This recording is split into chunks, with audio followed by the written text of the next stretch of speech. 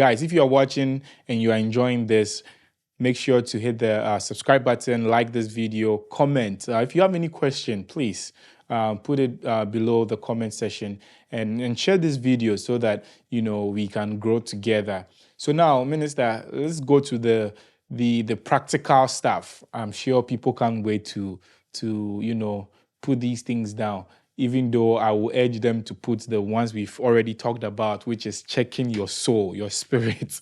It's not about just the getting, the getting, the getting. But let's get to the getting. So if I'm in college, first year in college, even in high school, how do I prepare myself now, practical wise? What are some of the things I should be looking out for if I want to be stable, if I want to start acquiring wealth and stuff? What are some of the helpful things that are in this on earth, in this world, that I can take advantage of as a Christian? What are some advice you would want to share? Yes, that's a great question. The way I'd answer that is, what are your goals? What are your goals?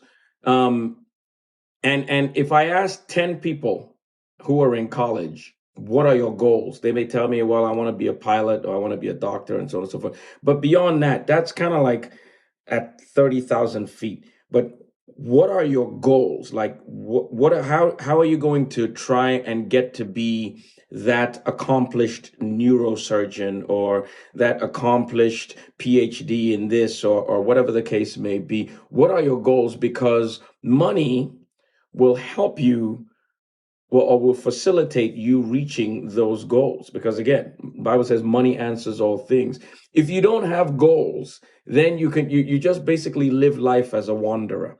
So the first thing I'll say is establish your goals, your 1-year goal, your 5-year goal, and your 10-year goals. Not just goals. Write them down on a piece of paper.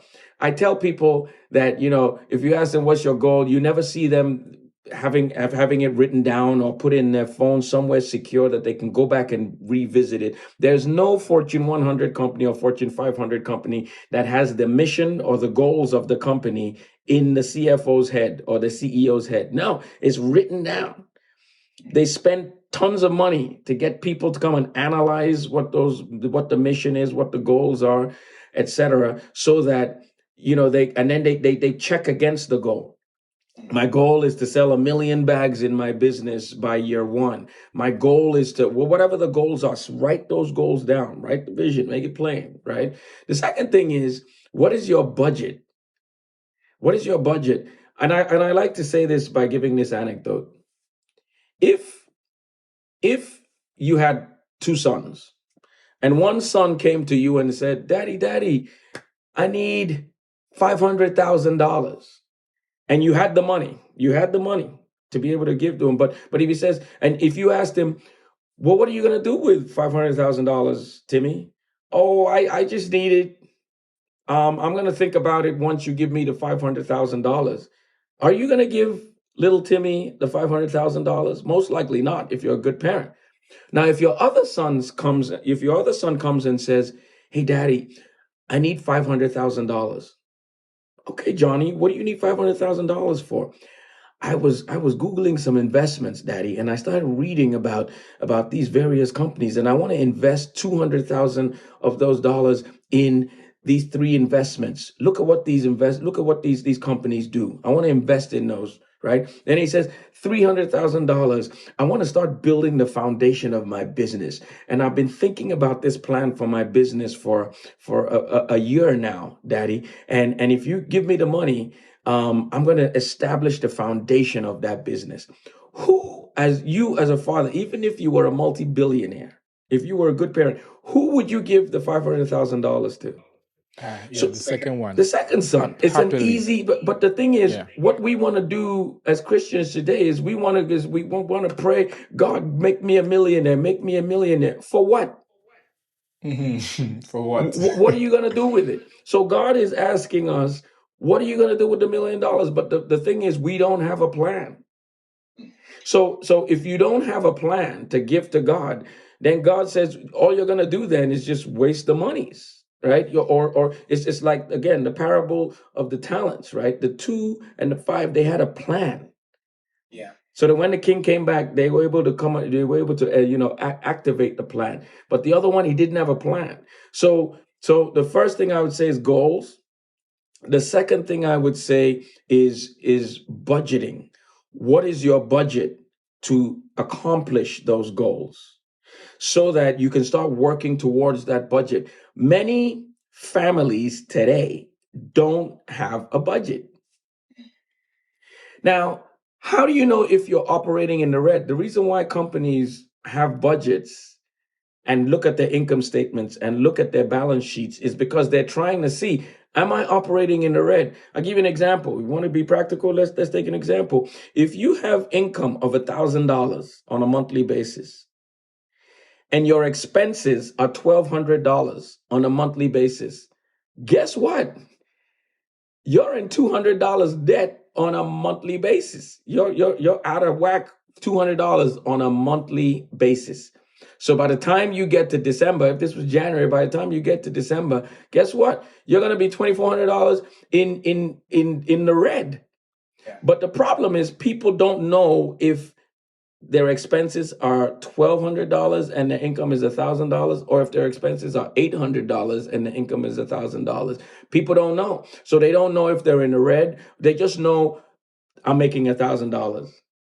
But if we start to write down, if you start this in college, you asked about first years. If you start this in college, I make $1,000. Let me start chronicling all my expenses on a monthly basis. My cell phone bill, my rent, my books, my groceries, all of those things. Write them down. My credit cards, whatever. Write them down and see how much in the black you are or in the red you are. Now you are armed with data. Even if you're in camp A where you have expenses that are $1,200 and you only make $1,000, at least now you have the data. And now you can make a plan. You can say, you know what? Look at my cell phone bill. Do I really need the unlimited plan?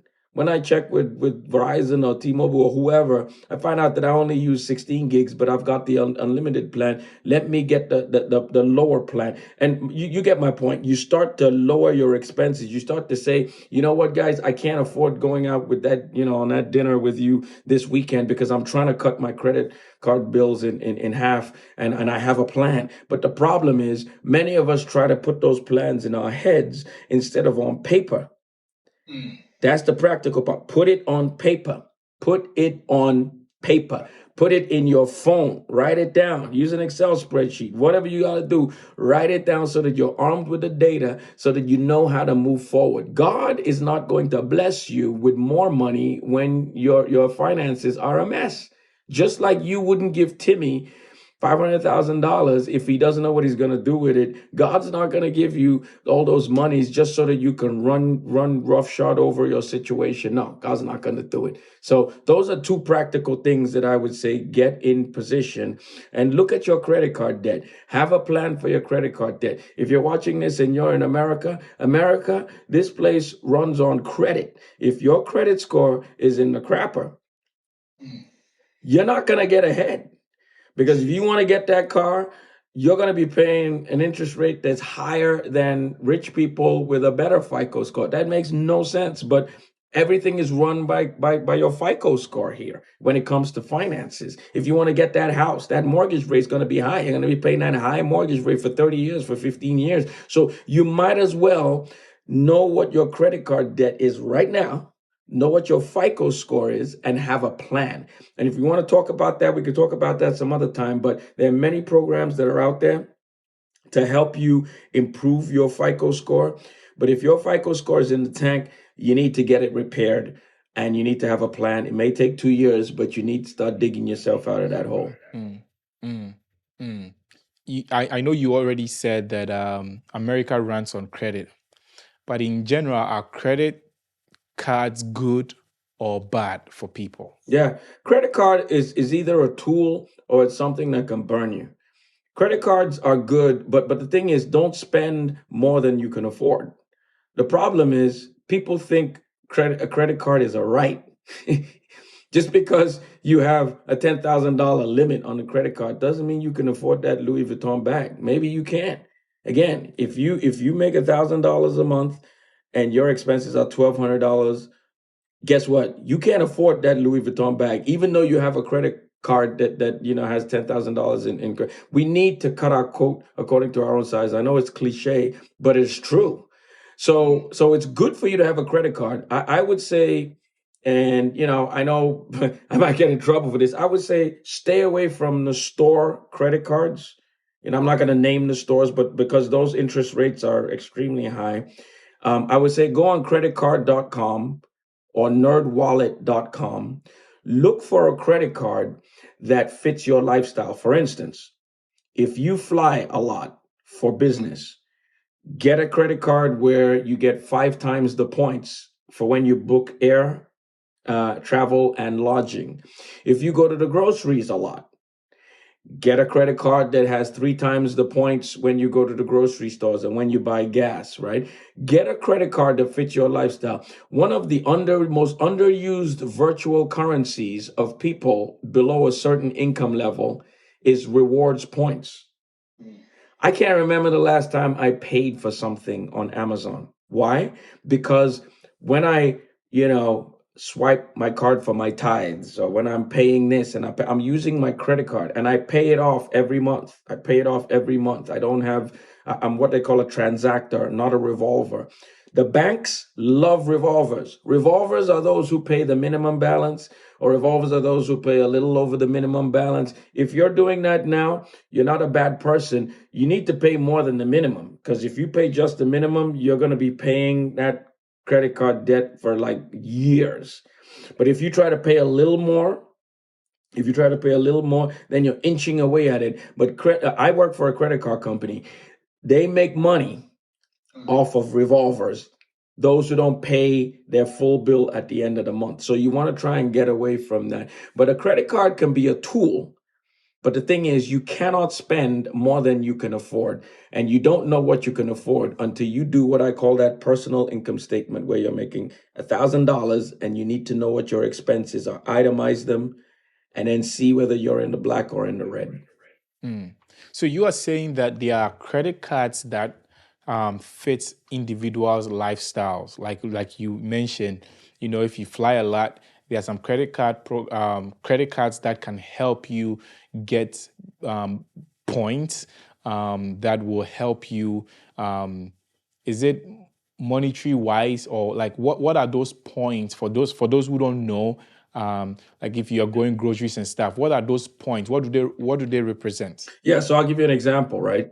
There was a time I used to fly a lot for my company, not my company I work for, and when I booked the ticket on my credit card, so let's say I buy a $500 ticket for that trip, it may give me, I'm just making this up, it may give me, instead of 500 rewards points, it may give me, if it's 5 times the points, give me 2,500 rewards points, right?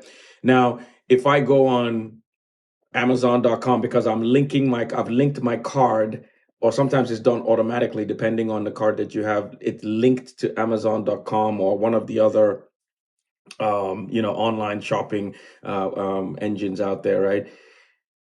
You're not paying another dollar. You're not swiping your card anymore. You have the points. So if you want to buy a blender or toaster or whatever, it says this is worth 800 points. All you're doing is just using 800 points that you earned from buying that ticket. I've flown to Nigeria twice on points. I didn't pay a dime. Because I racked up the points. And when it came time to book the flight, I just called up the card company and I said, I have these many points. Can I and I want to fly to Nigeria, and they use the points. Sometimes you can use the points and just top up with some money. But the key thing is, don't get a credit card that doesn't fit your lifestyle. Get a credit card. Go to, again, nerdwallet.com or creditcard.com. And look, you'll see they'll list out all the credit cards that are out there, of all these ones that you see on TV and the commercials. And then they'll let you know what the rewards programs are. And then you can see there, which one fits my lifestyle. And that's the one I'm going to get. Now, this is another thing. Don't have 5, 6, 10 credit cards in your, get one or two. One or two. And guess what? If they are maxed, guess what? It's time to start paying them down, not to get another credit card, because you're just getting deeper and deeper in debt. It's like the I can use this analogy. It's like the person who was trying to dig themselves out of a hole, and they kept on using a shovel to dig and using their shovel to dig, and they thought they because they were actually doing something that they were digging themselves out of the hole. No, they were just digging themselves deeper. Same thing with credit cards. If you just keep on spending and spending and getting another credit card, they say no, you can get it. Don't worry about your FICO score. Just come get this credit card. You're digging yourself into a huge hole that is very Wow. difficult to get out of. Wow. Wow. So guys, I hope you're learning. I'm learning. I'm learning a lot. And I knew he was the right person for this. Thank you so much. But we one last segment, and then, again, Minister Yemi is part of this show, whether he likes it or not. So ask the questions in the Anytime, man. comments. Ask the questions in the comments so that I have, because I have to apply 1 year in advance to get him back on the show. Nah, he's there for me. So let's make good use. Let's make good use. So put your questions in the comments. Share this video as well. Let's make a community out of this. Minister, what about investing? Stocks. Especially now. Now there are a lot of things. One of the things that I'm trying to educate myself in, because it's very, very new, is it NFTs. But we might not go into that. But there's a more current one before the NFTs, which is crypto and stuff. But stocks have been there. If I want to get into investing, what are some advice that you can share? Yeah. What I would say is Google is your friend. Google is your friend. First of all, get educated. You've got to read. If there's one thing I can encourage folks to do is turn off the TV and just start reading. Everything is on Google. I guarantee you right now, if you Googled where can I invest $1,000, just write that there and you'll see a bunch of stuff will pop up. Where can I invest $100? Write that in there. Bunch of stuff will pop up. The key thing is we've got to turn away these distractions. There are good distractions and there are bad distractions, but they're all distractions. So TV, even if it's your show, it can be a distraction. Sometimes turn it off. Turn off the radio. Sometimes in your car when you're driving, just turn off the radio and just think. Just think. But let me start by saying this. Back to my $1,000 income and $1,200 in expenses example. You've got nothing to invest. Yeah. Because you're already in the red. So until you get your expenses down to $800, now that $200 differential is what we call your disposable income. Now with that $200, you can do stuff with it. You can say, okay, I'm going to save $50 of that every month, right? Put it in a CD or put it in a high yield savings account or something, right? And with the 150, or let's say $50 I'm going to use for miscellaneous to just have some fun, go out to eat and so on and so forth, and I'm not going to go above that $50, right? Once I'm above that, that's my budget for the month till next month. Then with the remaining $100 in my example, you can say I want to invest. Can I shock you with something? During the pandemic in 2020, the top 5% made a profit of $1 trillion. Wow. When certain income levels were losing their jobs, shutting down their shops, doing all the top 5% made $1 trillion in profit. Where did that profit come from? From stocks, from investments in the market. So the true way to wealth, at least in the United States, is through investing in the market. Now, don't get me wrong. It's not a sure thing. In fact, I call it gambling in a suit. But if you go through, if you go judiciously, if you read, you may win some, you may lose some, and so on and so forth. There's a lot of tutorials. Instead of just going on YouTube and listening to all kinds of other things, go just write, how to invest in the search button of YouTube. Just write, where do I start? Investing for idiots, investing for beginners. I mean, that's why I said Google is your friend. You Google and YouTube, you could just go there and you could spend a whole day just learning. But we've got to just move away the noise and start focusing on some key things. So, I mean, I would start from that, knowing if you have that $200 in disposable income first. And if you do, and you know somebody who's a friend who's savvy, or you have a banker, or you can go to your bank and say, who can I talk to, or something like that, or you can do the Google research yourself. Then find some stocks. Do a Robin Hood, or get a Fidelity, or some of the other ones. I use Fidelity. There's other ones, they're all good. Just get the app and put in, start reading about the app. There's tutorials for the apps, that are out there. Charles Schwab has one. There's all kinds of ones, right, that are out there. And go in there and just play around. Just put some play money in there. Put down $100 and, invest in, think about things that you use, right? Many of us buy Apple phones, and every time the new Apple phone comes out, you gotta get it. You see the hordes of people. So maybe Apple's making money. You know what I'm saying? So if you have some money, buy Apple stock. And then, you can go really, really sexy in the investing world. There's options. There's you mentioned, non-fungible tokens, NFTs. That is like some deep stuff. I wouldn't I wouldn't look there yet. I mean, that's still a cutting edge. I'm still trying to educate myself in that, so I haven't started it. I've not touched That it is yet. like a cutting edge thing that I wouldn't touch if I were you right now. It's still being explored by many even savvy investors. And then you talked about cryptos. The thing me personally, this is just me. The thing I don't like about cryptos is it's not regulated right now. So okay. with if you have a savings account, it's FDIC insured to $100,000. So if the company goes out of business or whatever, at least if you had $100,000 or more, they'll pay you back your money to that tune. So it's insured. With cryptos, it's not regulated, and there's a lot of scams. The dark web. There's a lot of stuff that's going on with cryptos right now. Don't get me wrong. Some people are getting really rich, but some people are losing their shirt. So read up on it. There's a lot of Netflix shows on cryptos. A lot of stuff on YouTube on cryptos. False information, real information. So it's a bit of a jungle right now. So just tread carefully. Again, find somebody who does some investing, and just say what worked for you, what didn't work, what are the pitfalls, and try and learn from them.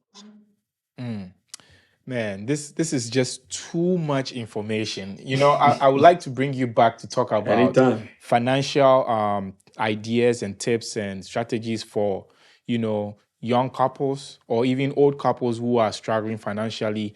I would also like us to even talk about at some point in another episode, talk about if I want to start a business, how do I go about it and all those things. There are so many financial topics that we can discuss, but this one right here, I hope you took out your coffee, sat down, relaxed, your notebook, to jot down some stuff, because this right here. So God bless you. The biggest thing I want you to take out of this is, if you're Christian, especially if you're African and you're a Christian, do not think that having wealth, having money, somehow will take you to hell. No, you have to set yourself, make sure that at each stage you are in the right standing with your maker.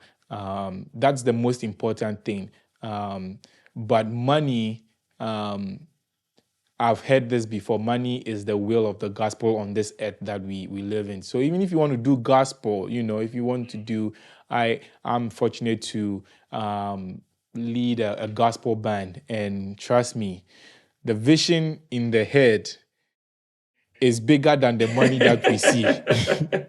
So every time, we kind of fall short in a way, but we are going to get there. And with the right mindset, we're going to get there with the right efforts and stuff. So once again, Minister Yemi, God bless you. God bless you. Is there any summary you want to give to the folks watching? Yeah, sure, sure. First of all, I thank you for calling me. I enjoy talking about this stuff, and any of the topics that you bring. You always bring interesting topics, practical topics, things that are needed to be discussed. In today's world, especially amongst Christians. So I really appreciate you for doing that. All I would say is folks, let's be intentional. Nobody goes out into the world saying, I want to be in the red or I want to be poor. You rarely meet anybody in their right mind who says they want to be poor. So everyone wants to be at least comfortable, if not wealthy. So it's not just going to fall from the sky. God is not going to rain down manna from heaven any longer. He wants you to have a plan. He who is faithful with a few, he will give them plenty. That is key. It's a principle.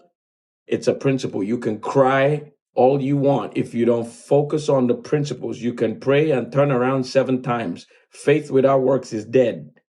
Is dead. So the faith is there, but without works, it is dead. So you've got to apply the faith, which is the praying and all of that, with the works for the equation to work for you to live a successful, purposeful life. Wow. Wow. I always say this, and when I started saying this, people thought that I'm no longer a Christian. Prayer has its role on this earth, but I have never seen or someone who only prays without works succeed in this on this earth. I haven't seen one before. Maybe there is that, but I think that it is the desire of God for us to work. Put things into practical terms. It says if you sow, you are going to reap. The act of sowing is practical. It's not just prayer.